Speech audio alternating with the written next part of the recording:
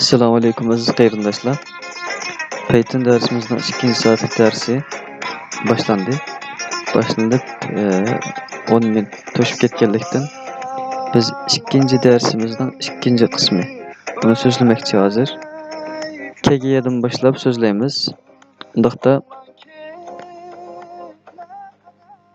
Undaqda biz darsimizni boshlaylik. Diqqat qilinglar.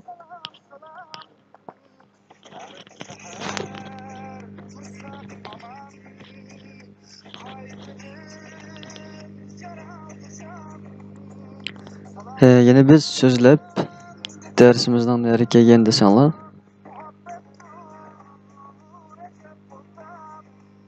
Boshbat.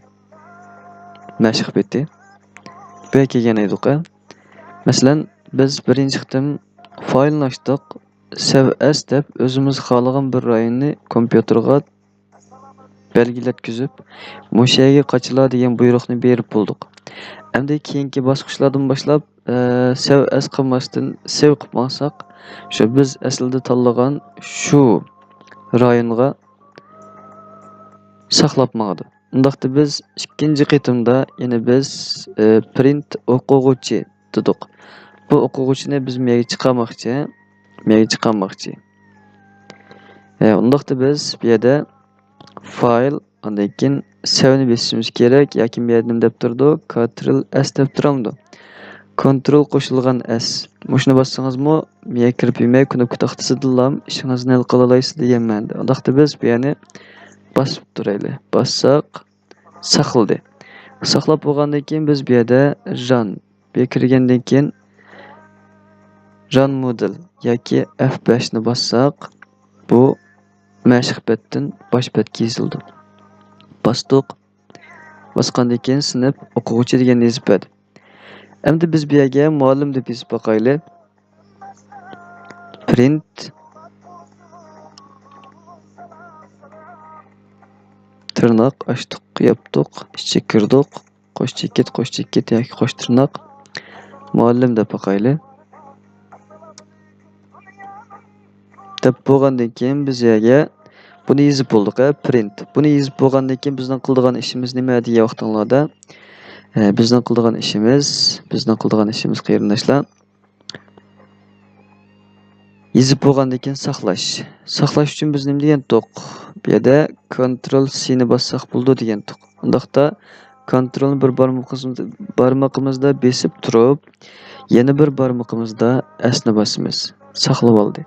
Saqlab bo'lgandan keyin biz runni besib, run model yoki F5 ni bosamiz. Biz ishimizning texnik qulay, texnik tez bo'lishi uchun miyalar kirib o'tmay bevosita knopka taxtasidan F5 ni bossak bo'ladi.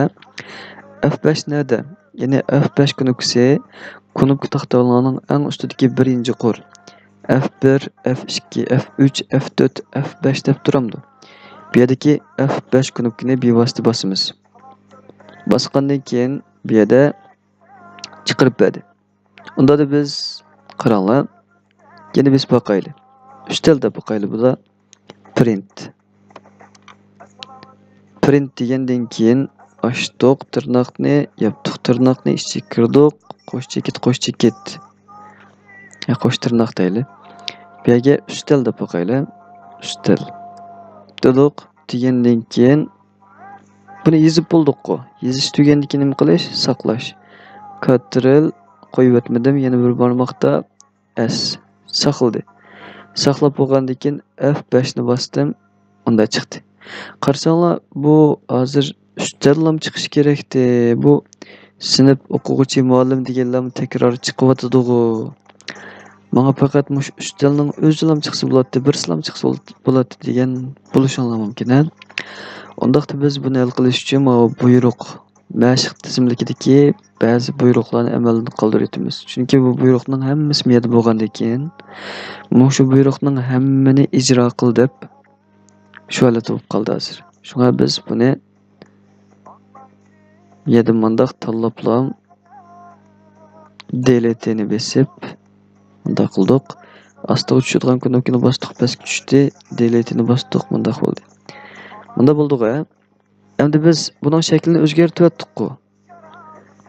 Ya'ni boshqa bir qadamga olib saqlagan holatda emas-ku. Undaqda biz buni qayta saqlashimiz kerak. Kontrolni bosdik, yana bir barmoqda S'ni bosdik, saqladi. F5 ni bossak, qandaq yolg'iz holatda ustal deb mushunlam chiqarib berdi. Biz buni ko'rib oldik. Ya'ni biz mashg'batni ichib, qandaq qo'llanamiz, mashg'batdan foydalanib nima ishlarni qila olamiz, bir oz narsa o'rgandik. Endi azizlar, biz buni ko'rib olgandan keyin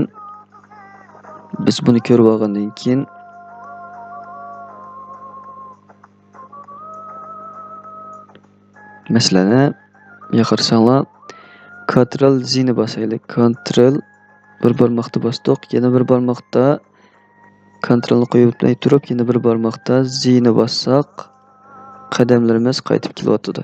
Shunday-ku. Endi bu yerda sizlarga ko'rsatib qo'yadigan yana bir ish, bu yerda mushbatdagi hamma narsani biroq yuvitish. Buni qanday qilamiz degan yana biz bu betni pokizlamoqchi. Undaqda Ctrl ni bosdik, yana qo'yib o'tmay yana bir barmoqda A ni bossak, butun tanlab berdi. Delete ni bossakchi yuvitib berdi. Buni ko'rib oldik.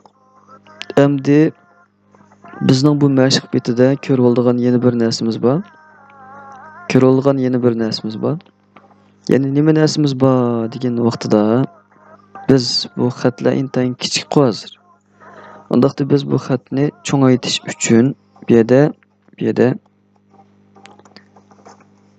bu options buning kirgandan keyin bu yerdagi birinchisi IDLE shuni bosamiz. Bosgandan keyin bu yerda mundaq bir tizimlik chiqdi. Chiqqandan keyin bu yerda size deb turamdi, daraja. Bu daraja 10 ekan, ya'ni xatlarningki cho'ng kichikligi hozir 10 ekan. Biz buni cho'ngaytmoqchi. Bu yana bosgandan keyin 10 miyada to'g'ri. Biz buni 20 qilib boqaylik. Qandaq bu xatning shakli cho'ngaydi. Mana cho'ngaydi. Endi biz buni qandaq miyalar tekshirib ketdik-ku. Undaqda buni ijro qil deyish uchun bu yerda APPLY buni bossak, xat cho'ngayib ketdi. Ko'rdinglarmi? Xat cho'ngayib ketdi. Qandaq yana bosdik. Kichik qilib boqamdik. Kichik qilsak, yana bosdik. Kichiklab ketdi bu. Endi bu kichiklaydi, yana bossaqlam. Mana kichikildi. Ko'ryapmiz. Unda biz ko'ralishimiz uchun buni 20 qilib turaylik. Qolgandan keyin APPLY. Buni bosdik. Biz bo'lgandan keyin ishimiz tugadi. Endi bu yerda ko'rib oladigan yana bir yer, qarsanglar bu yerda bundaq bir yerlar bor. Biz qarsak mana oqibat oqi. Undaqda yana bossak qanday bo'ldi ekan? Men rengi o'zgaraydi ekan. Ya'ni mao bet yuzi rengi o'zgardi-da.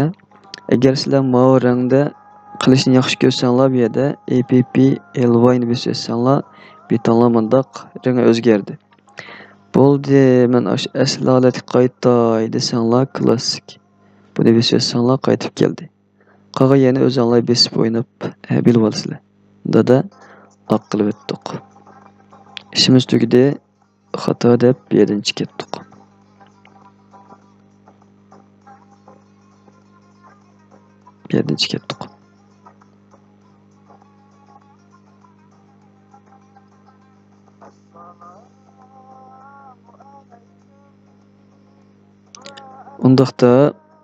Undaqda biz hozir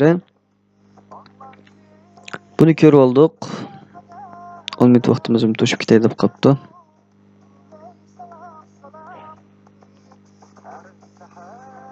Biz keyingi qismda boshlaylik.